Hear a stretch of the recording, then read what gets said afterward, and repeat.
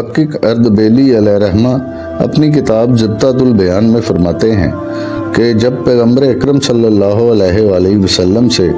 سورہ احزاب کی آیت مجیدہ ان اللہ و ملائکاتہ یصلون علی النبی کے بارے میں سوال کیا گیا تو آپ صلی اللہ علیہ وآلہ وسلم نے فرمایا یہ پوشیدہ علوم میں سے ہے، اگر مجھ سے سوال نہ کیا جاتا تو کبھی بھی میں اس کے متعلق خبر نہ دیتا۔ پھر آپ صلی اللہ علیہ وآلہ وسلم نے ارشاد فرمایا خدا تعالیٰ نے 2 فرشتے مجھ پر موکل بنائے ہیں، جب بھی کسی مسلمان کے پاس میرا ذکر کیا جاتا ہے